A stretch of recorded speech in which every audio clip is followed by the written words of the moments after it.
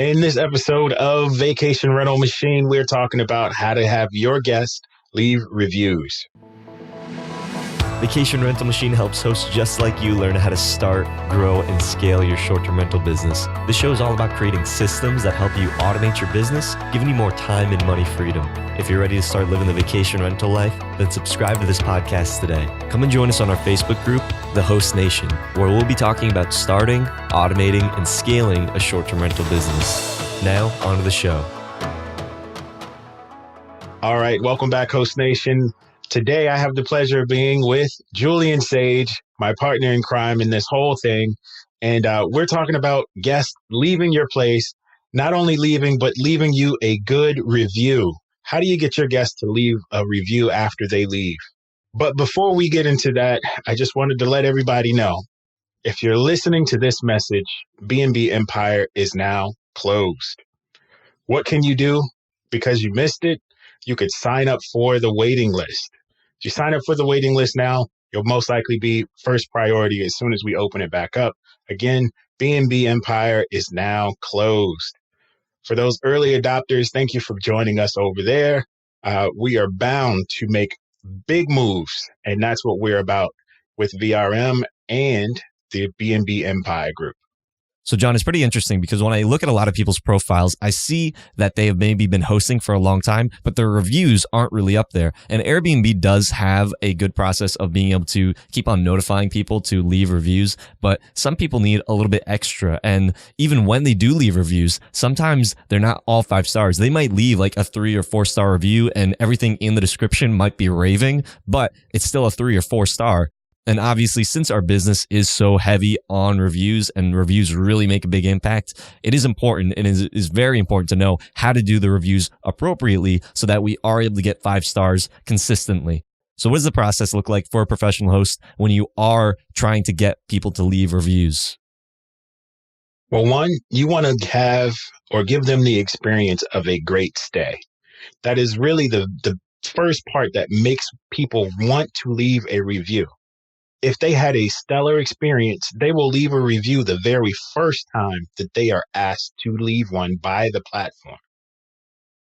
There's a second opportunity that you have. I typically send out a message maybe 5 days after they have left the property that says, hey, we want you to leave a review. Here is the reviewing system for the platform, just so you know how we're rated. And could you kindly leave us a 5-star review? So to me, the second step is really just sending a message asking for what you want. We all want to ask for a 5-star. You're not really trying to trade them anything or offer them anything in exchange for it because you really can't do that. You just want to ask for it. It's really up to them to leave it. After I send that message out, 9 times out of 10, people actually do leave their review. The next step that happens for me is I don't technically leave their review until the 7th day. That is another notification to the guest that lets them know, hey, this person wrote a review. Now I'm going to write my review.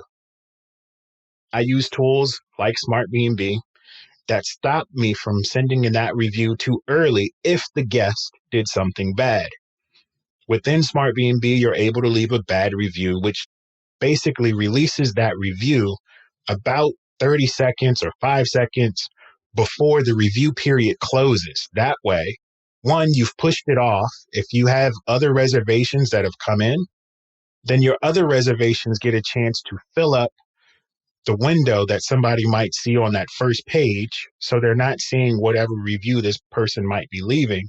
Secondly, if they even wrote a review at all, you might not even have that there. In the event that they did not leave a review, you just sent their review at the very last moment that they won't even have a chance to even start to send you a review back. That is why I like Smart B&B. That helps me keep my reviews pristine.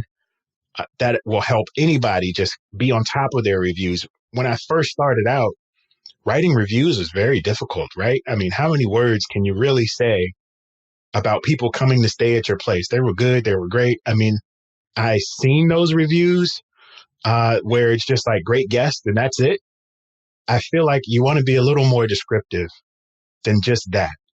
at the same time, when you have somebody that's coming to stay over and over and over and over again, you don't want to be too repetitive with your messages. So I do like automating at least 3 to 5 review messages that go out. Normally they're all fairly good, so I don't need to write a good review. I only need to edit those bad reviews. John, I think you hit on a really golden nugget right there in that the timing with those types of bad guests, because if a guest does stay and you do want to leave them a negative review and they haven't left a review yet, if you do leave them a review, Airbnb is going to notify them that you have left a review, prompting them to want to leave you a review as well. And if you remind them that maybe there was a bad experience, and then that'll just make them more inclined to maybe leave something negative on you. So leaving it to the last 30 seconds, which is a smart B&B option, I think that is just so cool. And one of the reasons why we do use smart B&B in our business. So if you are interested in using Smart B&B, click the link in the description. We do have that available for you. It's one of our links that you can go through. It does help support the show, but it is because we use this tool actively in our business. It has a whole suite of tools that really does help you. And if you want to know more about Smart B&B, then definitely want to go back to some of those previous episodes that we did about automated messaging, where we go a little bit more in depth. And if you are looking for some more detailed type instructional videos, John and I are working on some really exciting stuff right now, guys. I know that you all have been hearing little drops and hints of some of the stuff that we are doing, but John and I do have a very secret project that we have been working on for quite a long time and really was the inception of VRM. But we want to give you even more detail and get into the real nitty-gritty of how professionals operate their business at scale. And so we are working on some stuff, guys.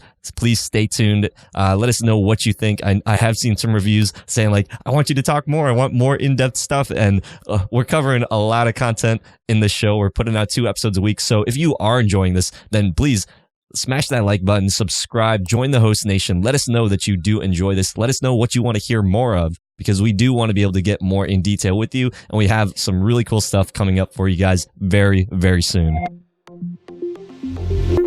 So with all that being said, Host Nation, keep on hosting. Hope you hosts found value in this episode. If you did, please go on over to iTunes and leave us a review, as that would greatly support the show. If you'd like to connect with John, the community, and I, then go on over to our Facebook group, The Host Nation. Talk to your host in the next episode. Keep on hosting.